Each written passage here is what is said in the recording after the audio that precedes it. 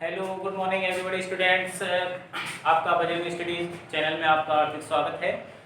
तो कल हमने यहाँ तक बात की थी कि हमारा जो टॉपिक था लास्ट जो रहा था वो आपका डिफ्यूज रिफ्लेक्शन तक आपका यहाँ पर मैंने किया था। तो आज हम उससे आगे पढ़ेंगे क्लास 10 जो हमारा टॉपिक है लाइट, उसके बारे में। और यहाँ से हमने पहले कल जो सीखा था वो रिफ्लेक्शन ऑफ लाइट क्या होता था। रिफ्लेक्शन ऑफ लाइट के बाद हमने रिफ्लेक्शन कितने टाइप्स का होता था उसके बारे में हमने चर्चा की। आज हम जो पढ़ने वाले हैं वो रिफ्लेक्शंस के लॉ। तो कई बार पूछ लिया जाता है एग्जाम के अंदर लॉ ऑफ रिफ्लेक्शन क्या होता है, right the law of reflections. तो रिफ्लेक्शन के लॉ को समझने के लिए हमने यहाँ पर एक फिगर भी बनाया, उसको देखते हुए हम यहाँ पर अपने जो पॉइंट हमने नोट किए हैं इनको समझेंगे और हम नोट भी करेंगे साथ साथ, जिससे हमारे जो नोट्स हमारे प्रिपेयर होते रहे। तो देखिए सबसे पहले हम बात करते हैं कि लॉ ऑफ रिफ्लेक्शन। तो लॉ ऑफ रिफ्लेक्शन में हमने किसी भी एक ऐसा यहाँ पर मिरर ले रखा है जिसके एक भाग पर सिल्वर की पॉलिश की हुई है और इस पर हमने रे को इंसिडेंट कराया है और रे को इंसिडेंट कराने के बाद फिर रे जो है वो रिफ्लेक्ट हो रही है। तो इसका हम जो इस डायग्राम से हमें क्या सीखने को मिला, तो हमने यहाँ पर पॉइंट को नोट किया कि the incidence ray, reflected ray and normal to the point of incidence और lies on the same plane. यानी कि हम ये कहते हैं कि जो हमारा इंसिडेंट रे है, रिफ्लेक्टेड रे है और नॉर्मल, तो यहाँ पर लिखा नहीं मैंने कि यहाँ ये आपका है नॉर्मल। तो ये यहाँ पर आप देख रहे हो कि रिफ्लेक्टेड रे, इंसिडेंट रे और साथ में ये थर्ड जो लाइन है जो परपेंडिकुलर टाइप में आपको दिखाई दे रही है, ये आपके तीनों जो रे हैं वो एक ही प्लेन के अंदर हैं, एक ही तल है उनका। ठीक है, ऐसा हम बोल सकते हैं कि तीनों एक ही तल में होती हैं। सेकंड जो हमारा है इसका लॉ, इसको हम पढ़ेंगे the angle of incidence is always equal to the reflected angle of reflection. परावर्तन का जो हम बात करेंगे, जो आपतन कोण है, जो इंसिडेंस एंगल है, यानी इंसिडेंट रे नॉर्मल के साथ जो एंगल बनाएगी उसको अपन इंसिडेंस एंगल बोलेंगे। और जो हमारे नॉर्मल के साथ रिफ्लेक्टेड जो रे है वो अगर एंगल को शो करती है तो वो हमारा रिफ्लेक्टेड एंगल होगा, जिसे हम एंगल आर से, स्मॉल आर से रिप्रेजेंट करेंगे। तो यहाँ पर जो आई होगा वो आर के इक्वल होगा और ये हमारा यहाँ से सेकंड लॉ निकल के आता है रिफ्लेक्शन ऑफ लाइट। आपकी जो बुक के अंदर केवल दो ही नियम दे रखे हैं, लेकिन अगर हम तीसरा नियम अपन निकालते हैं तो तीसरा नियम क्या निकल सकता है इसका, कि इस पूरी जो ये फेनोमेनन है, इस घटना के अंदर की जो इंसिडेंट रे है और रिफ्लेक्टेड रे दोनों की जो स्पीड होती है वो हमेशा इस घटना में क्या कांस्टेंट रहने वाली है, क्योंकि जितनी स्पीड यहाँ से इसको यहाँ तक आने में लगेगी उतनी ही स्पीड से रिफ्लेक्टेड रे वापस लौट की जाएगी। तो हम कह सकते हैं जो थर्ड नियम हमने यहाँ से शो किया है तो उसमें क्या है, the speed of incident ray is equal to the speed of reflected ray.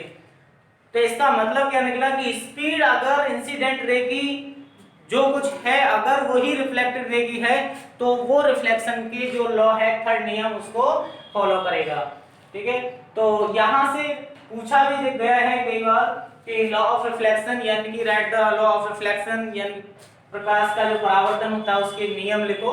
तो बहुत अच्छे नियम है, तीनों नियमों को आप आसानी के साथ लैंग्वेज में जो अच्छे लिखे हुए हैं उनको आप देख सकते हैं। तो इसके बाद बात आती है types of image form by mirror. Mirror के द्वारा जो इमेज हमें मिलती है वो कितने रूप में मिलती है। ठीक है, तो इसके लिए हमें देखना होगा कि यहाँ पर हमें जो इमेज मिलेगी वो हमारी टू टाइप्स की होगी, एक रियल इमेज होगी और सेकंड हमारी वर्चुअल इमेज होगी। रियल इमेज और वर्चुअल इमेज में क्या डिफरेंस होता है, ठीक है, तो मैंने यहाँ पर डेफिनेशन लिखी हुई है, आप यहाँ से देख सकते हैं कि रियल इमेज कहते हैं the image which is formed in front of the mirror. ऐसी कोई इमेज जो मिरर के सामने बनती है और and can be obtained on A screen, जो स्क्रीन पर जो हमें ऑब्टेन होती है तो उसको हम बोलते हैं रियल इमेज। इसके बाद वर्चुअल इमेज, जैसे हम बात करें कि किस तरीके से हमें मिलती है, हम अगर ये हमारा कोई मिरर है और मिरर के सामने, ठीक है, मिरर के सामने जो हमारी इमेज है वो मिरर के सामने बनती है, अगर यहाँ पर कोई इमेज मिलती है इधर साइड लेफ्ट साइड, अगर कोई भी इमेज हमें यहाँ ऑब्टेन होती है तो वो हमारी जो इमेज होगी वो रियल इमेज होगी।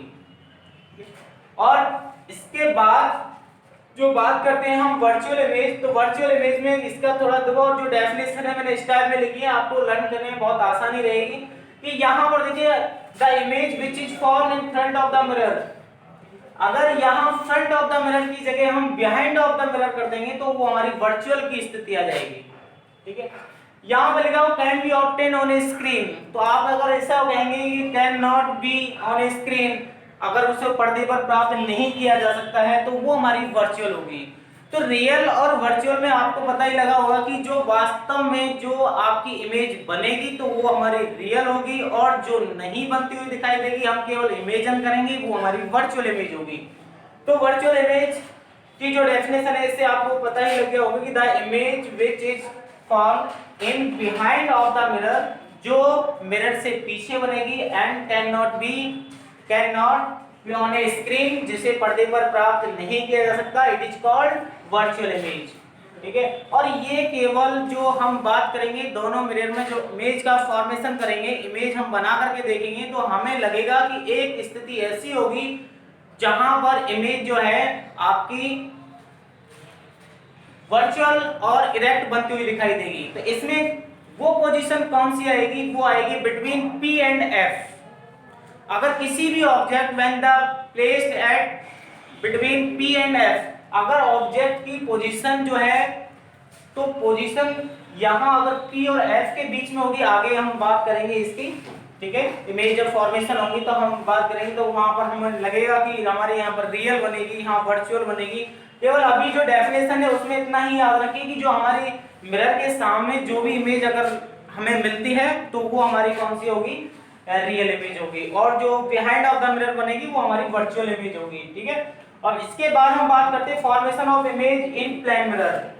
जो प्लेन मिरर में जो इमेज का फॉर्मेशन होता है वो किस तरीके से होता है, तो हम इस पर भी बात करने वाले हैं। तो यहां से देखिए, a plane mirror always form virtual and erect.